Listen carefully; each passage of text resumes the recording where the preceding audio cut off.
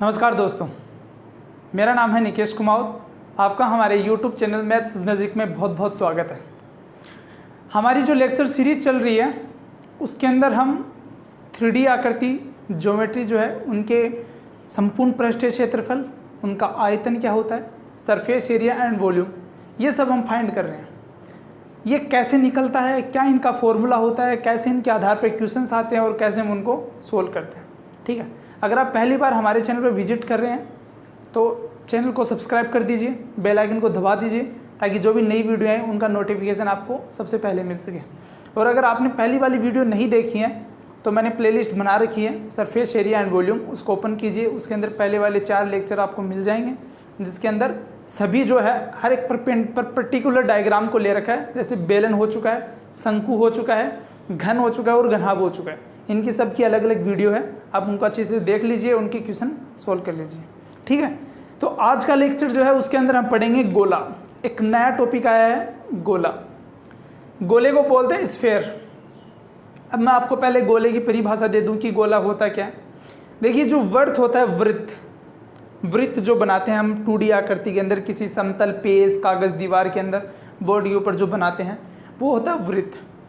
तो वृत्त का जो व्यास होता है, डायमीटर, उसको एक्स एक्सिस मान लेते हैं। उसको अक्ष मान के उसके चारों ओर एक सरफेस बना देते हैं। उसके चारों ओर एक समान दूरी का एक कवर लगा देते हैं। तो उसको क्या बोल देते हैं, संपूर्ण जो चीज़ तैयार होती है, एक डायग्राम तैयार बनती है, जो आकृति बनती है, उसको बोलते हैं गोला। गोले के एग्जाम्पल जैसे फुटबॉल, आप देखना होगा। फुटबॉल क्या होता है, देखने में एक वृत्ताकार आपको लगता है लेकिन वृत्त नहीं है, वो है गोला, क्योंकि उसके अंदर हम आयतन भर सकते हैं। उसका खुद का एक अपना आयतन होता है, खुद का एक क्षेत्रफल होता है, एक भार होता है, इसलिए हम उसको क्या बोलते हैं, गोला। जैसे क्रिकेट में खेलने वाली गेंद जो है वो क्या होती है, एक गोले जैसी होती है। तो ये सब एग्जाम्पल हम दैनिक जीवन के अंदर देखते हैं, वो चीज़ें सारी गोला है। ठीक है, जो गोला करती है। अब देखिए, इस गोले का एक पृष्ठीय क्षेत्रफल होता है। हर चीज़ें हमने पढ़ी है, जैसे बेलन पढ़ लिया, शंकु पढ़ लिया। उसके अंदर वक्र पृष्ठ होता है, बाहर का पृष्ठ, और जो संपूर्ण पृष्ठ होता है वो होता है वक्र प्लस उसका आधार। समझ गए? आधार मतलब नीचे का आधार जो भी होगा वो क्षेत्रफल प्लस वक्र पृष्ठ क्षेत्रफल, वो क्या होता है, संपूर्ण पृष्ठ, यानी इंटायर सरफेस। ठीक है, लेकिन गोले का कोई भी संपूर्ण पृष्ठीय क्षेत्रफल और वक्र पृष्ठीय क्षेत्रफल दोनों सेम होते हैं। क्यों? क्योंकि उसका कोई एक आधार नहीं है। जिस पॉइंट से चलते हैं पुनः उसी पॉइंट पे आ जाते हैं, सारा एक साथ कवर हो जाता है। ठीक है, तो उसका क्या है, संपूर्ण पृष्ठीय क्षेत्रफल और वक्र पृष्ठीय क्षेत्रफल दोनों क्या है, सेम, जिसका फॉर्मूला क्या होता है, 4πr²। गोले का वक्र या संपूर्ण पृष्ठीय क्षेत्रफल होता है 4πr², surface area of sphere. Okay, second point, अर्धगोले का वक्र पृष्ठीय क्षेत्रफल। जब मैं गोले को, गेंद को ऊपर से उसका आधा भाग काट के हटा दूं, कोई आप इमेजिनेशन कीजिए, आप इमेजिन कीजिए कोई फुटबॉल है, फुटबॉल को मैंने चाकू या तलवार किसी छुरे से मैंने ऊपर का आधा भाग अलग कर दिया, तो क्या बचा, अर्धगोला बचा। अर्धगोले का अगर मैं वक्र पृष्ठ पूछूं तो सिर्फ वक्र पृष्ठ बाहर का आएगा, वो तो कितना हो जाएगा, संपूर्ण का आधा, यानी इसका हाफ हो जाएगा, तो 2 से 2 कट जाएगा, 2πr² आ जाएगा। ठीक है, यानी अर्धगोले का वक्र पृष्ठीय क्षेत्रफल, curved surface area of half sphere. ठीक है, लेकिन अगर मैं इसी अर्धगोले का अगर मैं संपूर्ण पृष्ठीय क्षेत्रफल पूछूं तो नीचे का स्फीयर, नीचे का जो वक्र पृष्ठ है वो तो होगा ही होगा, प्लस उसका जो आधार बना है ऊपर का, क्योंकि जैसे ही मैं उसको, गेंद को बीच में से काटता हूँ तो ऊपर का जो भाग होता है, ऊपर का जो भाग है वो भी ऐड होगा उसके अंदर, क्योंकि पहले तो वो था नहीं, काटने के बाद वो एक आधार भी बन जाता है। तो मैं आधार का क्षेत्रफल भी उसके अंदर क्या कर दूंगा, ऐड कर दूंगा, यानी 2πr² प्लस πr²। नीचे का अर्धगोले का तो है ही है, प्लस संपूर्ण के अंदर ऊपर का आधार भी जुड़ जाएगा। आधार कैसा है, एक वृत्त जैसा है, वृत्त का क्षेत्रफल क्या होता है, πr², यानी 2πr² प्लस πr² कितना हो जाएगा, 3πr²। समझ गए? गोले का संपूर्ण पृष्ठीय क्षेत्रफल 4πr², अर्धगोले का वक्र पृष्ठ 2πr² और अर्धगोले का संपूर्ण पृष्ठीय क्षेत्रफल होता है 3πr²। अब आता है गोलीय कोश का संपूर्ण पृष्ठीय क्षेत्रफल। गोलीय कोश वही आप याद कीजिए, पहले हमने बेलन के अंदर, शंकु के अंदर, इनमें भी किया है। क्या, कोई भी बेलन है, संपूर्ण बेलन है, उसके अंदर r त्रिज्या का जैसे संपूर्ण बेलन है, r त्रिज्या कोई भी 10 मान लीजिए, और फिर उसके अंदर उस त्रिज्या से छोटी त्रिज्या का, जैसे 10 से छोटी 5, 6, 8, 9 कोई भी एक त्रिज्या का, छोटी त्रिज्या का उसके अंदर बेलन डाल दें तो उसको क्या बोलते हैं, खोखला बेलन। वैसे ही शंकु जो है उसके अंदर भी हम क्या करते हैं, हाफ करते हैं कि बीच में से कोई खुली जगह हो तो उसका R1 R2 अगर 2 त्रिज्या का उसमें मिलाया जाए तो कितना होगा। उसी प्रकार यदि 2 त्रिज्याएं का एक गोले में एक दूसरा गोला हो तो उसका अगर मैं संपूर्ण पृष्ठीय क्षेत्रफल पूछूं तो क्या होगा, 4πr1² माइनस r2²। यानी फॉर्मूला यही रहेगा, जितनी भी डायग्राम हमने पढ़े हैं, बेलन, शंकु, घन, घनाभ, इसके अंदर होता चेंजमेंट क्या होता है, फॉर्मूला वही रहता है। r² की जगह r कितनी, अब 2 त्रिज्याएं हो जाती हैं तो बड़ी त्रिज्या में से छोटी त्रिज्या घटा दी जाती है, बाकी फॉर्मूला वही रहता है। यानी 4πr1² माइनस r2², जहाँ पे r1 जो है वो बड़ी होगी r2 से। ठीक है। The entire surface area of the spherical shell, ठीक है, गोलीय कोश का संपूर्ण पृष्ठीय क्षेत्रफल। तो मैंने जो भी ये 4 लिखे हैं, इन 4 के अलावा 3 फॉर्मूले और हैं जो भी लिख देता हूँ, आप इनको अच्छे से समझ लीजिए। अब याद अपने आप हो जाएंगे, अगर नहीं होते हैं तो इनको अच्छे से याद भी कर लीजिए, क्योंकि यही फॉर्मूले आपके हमेशा आगे काम आएंगे। ठीक है, चलिए नोट करना चाहते हो तो वीडियो को पॉज करके आप नोट कर। देखिए मैंने गेंद की जैसी आकृति बना रखी है कुछ, थोड़ा समझाने के लिए कि इस टाइप की होती है, जिसके अंदर R एक त्रिज्या है इसकी।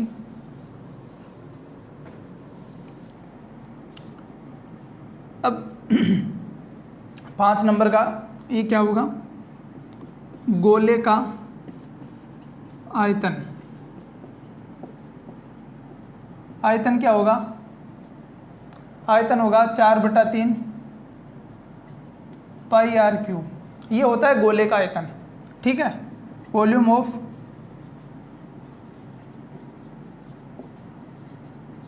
स्फीयर। छठा, गोले के बाद में अर्धगोले का आयतन।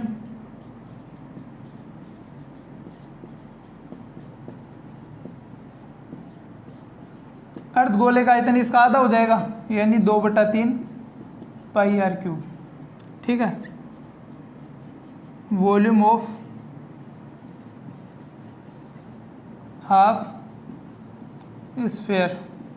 ओके, फिर आता है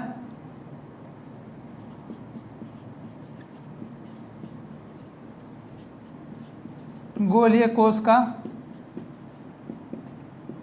आयतन। इसका आयतन कितना होता है, होगा यही 4/3 पाई, लेकिन r की जगह क्या आ जाएगा, r1³ माइनस r2³। अभी मैंने समझाया था, जहाँ पे r1 जो है वो बड़ी होगी r2 से। ठीक है, ये जो r1 है वो r2 से क्या होगी, बड़ी होगी। फॉर्मूला यही होगा, वॉल्यूम ऑफ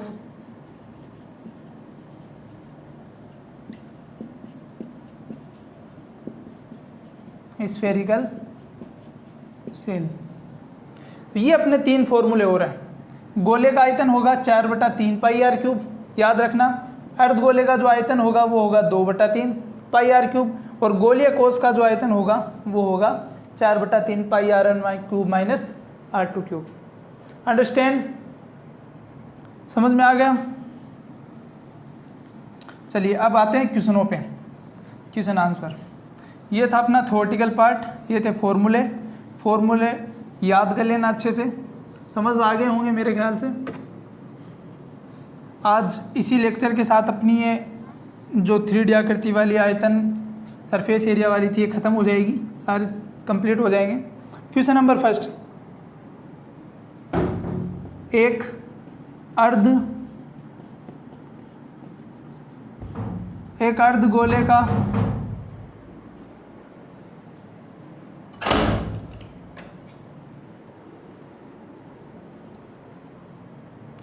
अर्धगोले का अर्धगोले की त्रिज्या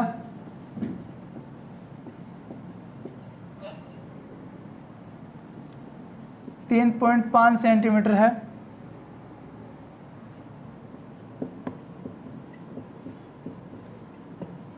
तो इसका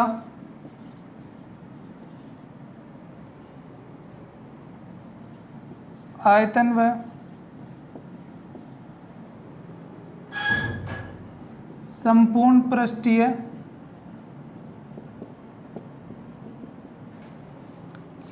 पृष्ठीय क्षेत्रफल ज्ञात कीजिए। देखिए अपने पास क्या क्वेश्चन है, एक क्वेश्चन है कि कोई एक अर्धगोला है जिसकी त्रिज्या 3.5 सेंटीमीटर है, तो इसका आयतन व संपूर्ण पृष्ठीय क्षेत्रफल ज्ञात कीजिए। देखिए सीधा सीधा फॉर्मूला इसमें यूज हो रहा है। आयतन का फॉर्मूला पहले क्या दे रखा है वो लिख लो, आर दे रखी है 3.5 सेंटीमीटर, ठीक है लिख ली। अब देखिए आयतन, आयतन क्या है, अर्धगोला है, तो अर्धगोले का आयतन, अर्धगोले का आयतन कितना होता है अभी लिखा है, उसका 4/3 पाई आर क्यूब, तो इसका 2/3 पाई आर क्यूब। देखिए इसमें एक अच्छी बात यह है कि इसके अंदर सिर्फ आपको एक आर त्रिज्या की जरूरत होती है, इसके अंदर बाकियों के अंदर हाइट की जरूरत होती थी और त्रिज्या की होती थी, यानी 2 वेरिएबल आपको फाइंड आउट करने पड़ते थे। इसके अंदर सिर्फ आपको एक त्रिज्या की जरूरत होती है। अगर आपके पास रेडियस अवेलेबल है तो आप किसी भी जो फॉर्मूला है उसका यूज़ कर सकते हो, ठीक है। तो इसके अंदर देखिए आपको निकालना क्या है, आयतन निकालना है। त्रिज्या दे रखी है आपको 3.5, रख दीजिए, 2/3, पाई की वैल्यू 22/7 और आर कितना है 3.5, तो 3.5 का क्यूब कर दो। ये जो सॉल्यूशन होगा ये आप अपने के हिसाब से खुद करोगे, इसको सोल्व कर लेना, जो भी कट पिट आएगा, जो भी आंसर आएगा वो आपका क्या होगा, आयतन होगा। अब है संपूर्ण पृष्ठीय क्षेत्रफल।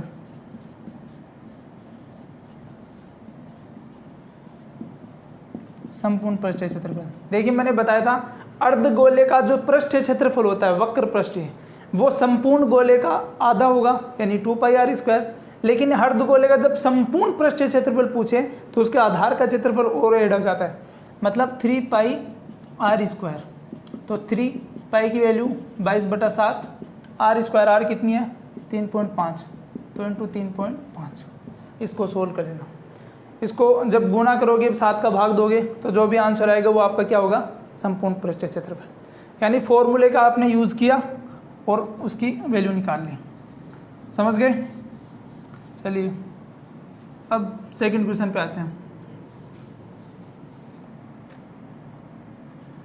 क्वेश्चन नंबर सेकंड क्वेश्चन काफ़ी अच्छा क्वेश्चन है। शीशे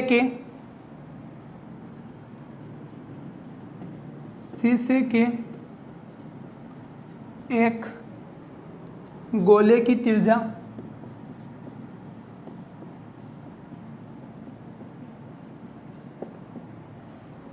गोले की त्रिज्या 5 सेंटीमीटर है। इससे 5 मिमी, इससे 5 mm त्रिज्या की कितनी गोलियां बनाई जा सकती हैं।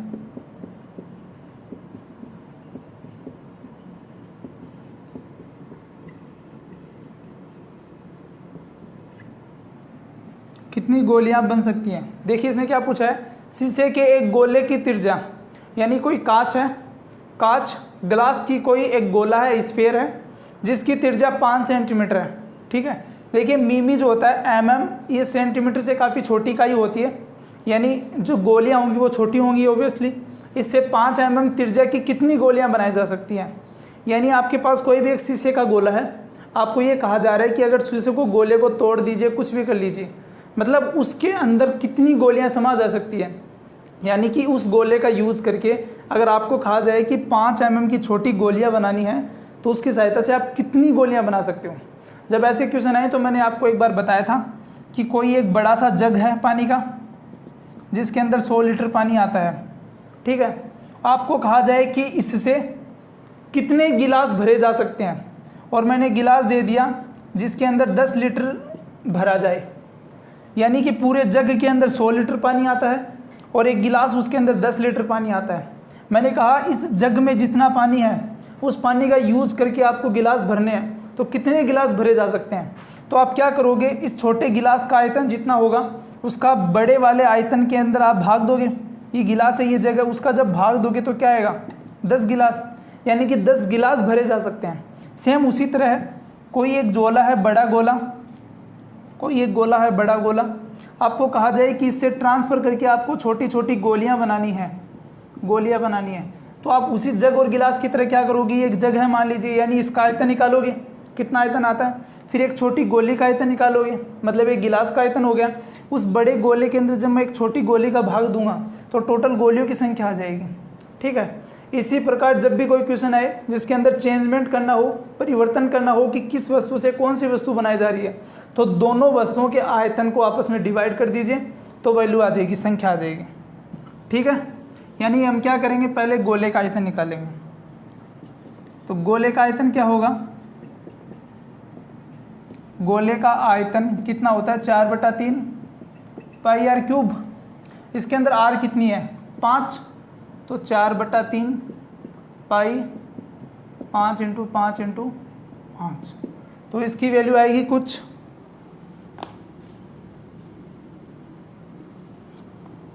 इसकी वैल्यू नहीं है, नहीं निकाल रही, चलिए निकाल लेंगे बाद में। अब उसके बाद में क्या दे रखा है, छोटी गोलियां,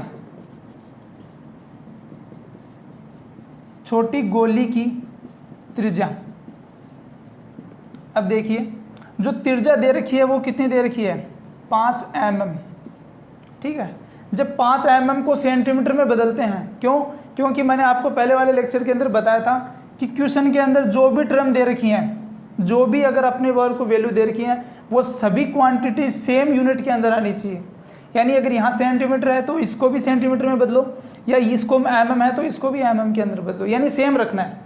ठीक है, जब 5 mm को सेंटीमीटर में बदलते हैं तो 10 का भाग देते हैं, यानी 0.5 सेंटीमीटर।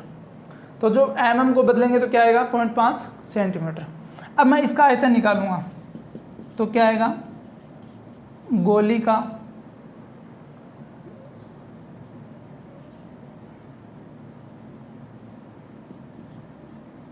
का आयतन जो होगा वो कितना होगा, 4/3 पाई आर क्यूब।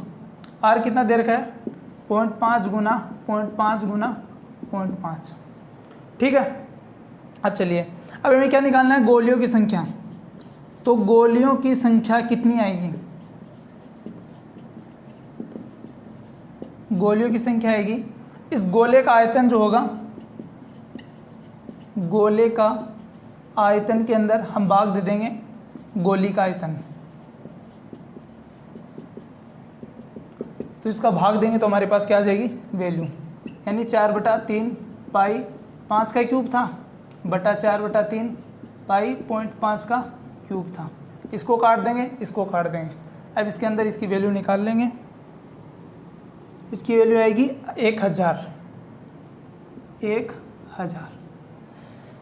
तो अपने पास गोलियों की संख्या कितनी आ गई, 1000। मतलब कि शीशे के गोले की जो त्रिज्या ये थी, इसके अंदर जब अगर मैं 5 mm की त्रिज्या की अगर गोलियां बनाना चाहूँ तो मैं इस गोले से 1000 गोलियां बना सकता हूँ। ये आपका प्रॉपर आंसर है। ठीक है, इसको नोट कर लेना, इसको मिटा दूँ। ओके, आई होप कि आप बहुत अच्छे से समझ गए होंगे। आगे ऐसे क्वेश्चन आपके गलत नहीं होने चाहिए, और बाकी आपको अगर फॉर्मूले याद हैं तो नहीं होंगे।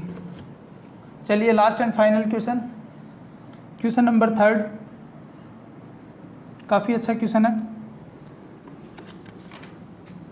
दो गोलों के पृष्ठीय क्षेत्रफलों, दो गोलों के पृष्ठीय क्षेत्रफलों का अनुपात 4:9 है।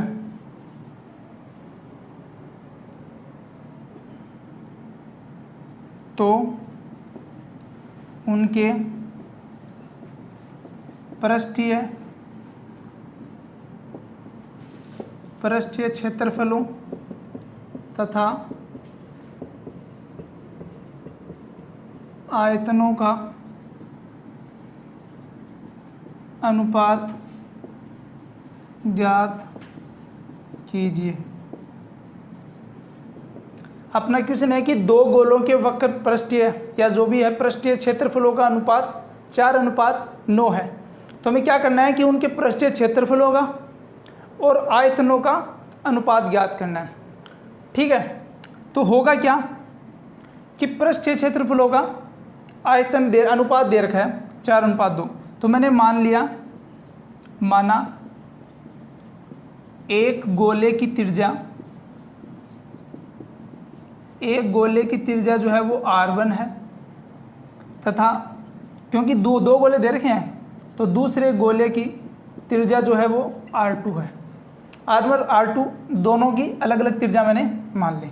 अब देखिए गोले का पृष्ठीय क्षेत्रफल क्या होता है? गोले का पृष्ठीय क्षेत्रफल क्या होता है? अभी आपको बताया था 4πr²। क्योंकि संपूर्ण गोला है, अर्धगोला नहीं है, तो उसका वक्र हो चाहे संपूर्ण हो चाहे सिंपल पृष्ठीय कुछ भी हो 4πr² होता है। तो ये बोल रहा है कि पृष्ठीय क्षेत्रफलों का अनुपात, पृष्ठीय क्षेत्रफलों का अनुपात क्या होगा? पहले R1 त्रिज्या का पृष्ठीय क्षेत्रफल क्या होगा?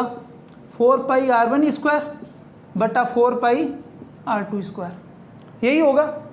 बराबर में कितना दे रखा है? 4:9 है, यानी 4/9 है। इन दोनों का अनुपात ये हो गया।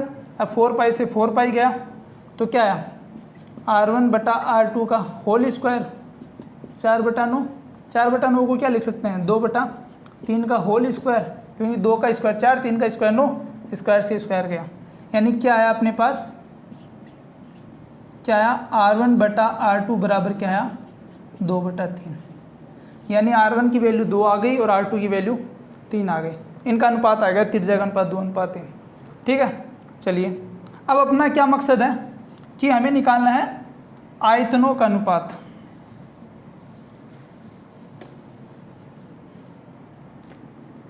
निकालना क्या है? आयतनों का अनुपात। तो देखिए आयतनों का अनुपात जो होगा वो कितना होगा? पहली त्रिज्या के लिए आयतन कितना होगा? 4/3 πr1³ बटा दूसरे का कितना होगा? 4/3 πr2³। क्योंकि आयतन का फॉर्मूला ये होता है, तो R1 के लिए ये, R2 के लिए, तो अनुपात को लिखते हैं बट्टे में। चलिए इससे ये गया, क्या बचा? R1 बटा R2 का, तो मैं क्या लिख सकता हूँ? Whole cube. अब देखिए R1 बटा R2 की वैल्यू कितनी आई है? 2/3, यानी 2/3 की होल क्यूब। तो 2 की क्यूब कितनी होती है? 8, 3 की क्यूब 27, यानी इनका अनुपात कितना आ गया? 8:27। तो हमें पूछा था कि आयतनों का अनुपात, ये क्वेश्चन के अंदर गलत लैंग्वेज लिखी है कि उनके पृष्ठीय क्षेत्रफल, क्योंकि क्षेत्रफलों का अनुपात तो दे रखा है ऑलरेडी, तो उसको पूछना चाहिए था सिर्फ आयतनों का अनुपात, लेकिन खैर जैसा था वैसा लिख दिया। तो आयतनों का अनुपात क्या आया? 8:27। ये अपने आज के क्वेश्चन थे। तो आई होप कि आपको जो क्वेश्चन है वो अच्छे से समझ में आ गए होंगे। फिर भी अगर आपको कोई भी डाउट है, एनसीईआरटी का कोई भी क्वेश्चन आपको अगर समझ में नहीं आता है, कमेंट बॉक्स में क्वेश्चन नंबर या कमेंट बॉक्स में आप क्वेश्चन बता दीजिएगा। आपका सॉल्यूशन जितना हो सकेगा उसका आंसर दे देंगे। अगर आपको आज की वीडियो, आज का लेक्चर अच्छे समझ में आया, पसंद आया, तो अपने दोस्तों के साथ शेयर कीजिए, वीडियो को लाइक कीजिए और चैनल को सब्सक्राइब कीजिए। मिलते हैं जल्दी ही अगली वीडियो में एक नए चैप्टर के साथ, एक नए टॉपिक के साथ। तब तक के लिए आप हमारे साथ बने रहिए। Thank you so much.